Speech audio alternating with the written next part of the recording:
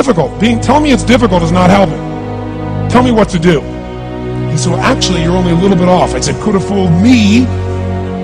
He said, no, you're about a millimeter or two off. I said, you're joking. He said, no, watch this. He said, I didn't teach you this yet.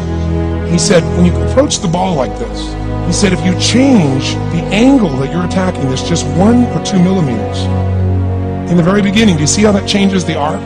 This one, instead of being on the green, by 1 millimeter, now you're in the water. 1 millimeter over here, you're in the sand. He said, and also you're hitting the ground by 1 millimeter sometimes. You're not stroking it, just 1 millimeter. I thought, what a great belief system that when all hell's breaking loose and nothing's working, that you're only 1 millimeter off. Because most people think it's impossible, so they give up. Isn't that true? And in real life, it's true. So let me tell you something you already know. The world ain't all sunshine and rainbows. It's a very mean and nasty place, and I don't care how tough you are, it will beat you to your knees and keep you there permanently if you let it. You, me, or nobody is gonna hit as hard as life. But it ain't about how hard you hit. It's about how hard you can get hit and keep moving forward. How much you can take and keep moving forward. That's how winning is done. Now, if you know what you're worth, now go out and get what you're worth. But you gotta be willing to take the hits and not pointing fingers saying you ain't where you wanna be because of him or her or anybody. Cowards do that, and that ain't you. You're better than that. Most of you won't be successful because when you're studying and you get tired, you quit. And I'm here to tell you today, if you got somebody came to my office the other day crying.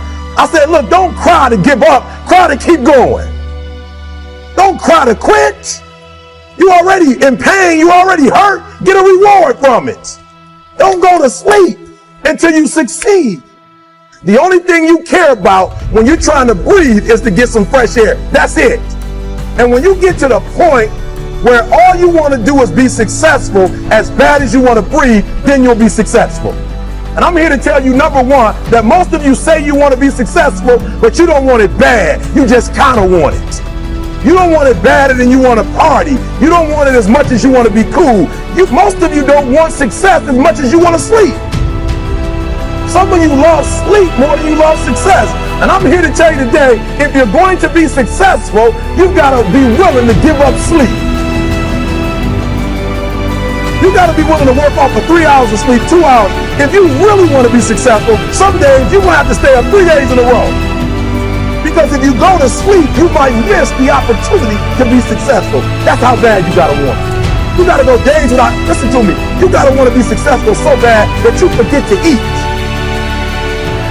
Beyonce said once she was on the set doing her thing, 3 days had gone by, she forgot she didn't eat.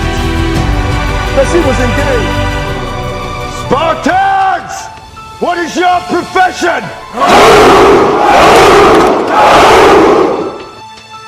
Listen to me, I became #1 in the world. I became a millionaire not because I made more money.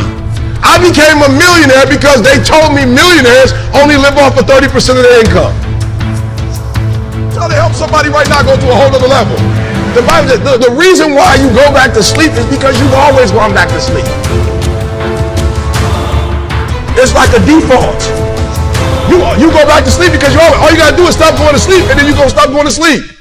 I hate Plan B. And I tell you why. Because we have so many doubters. We have so many of those people that say no and you can't do it, it's impossible. But when you start doubting yourself, that's very dangerous. Because now what you're basically saying is that if my plan doesn't work, I have a fallback plan, I have a plan B. That means that you start thinking about plan B, and every thought that you put into plan B, you're taking away now that thought and that energy from plan A. And it's very important to understand that we function better if there is no safety net, because plan B becomes a safety net. It says that if I fail, then I fall and I get picked up and I have something else there that will protect me. And that's not good, because people perform better when there's no safety net. People perform better in sports and everything else if you don't have a plan B. I'm telling you, I've never ever had a plan B. I made a full commitment that I'm going to go be a bodybuilding champion. I made a full commitment that I'm going to be in America. I made a full commitment that I'm going to get in the show business and I'm going to be a leading man. No matter what it takes, I will do the work. I will do the work over and over and over until I get it. The same goes in politics and everything like that. So to me, it is very dangerous to have a plan B because you're cutting yourself off from the chance of really succeeding.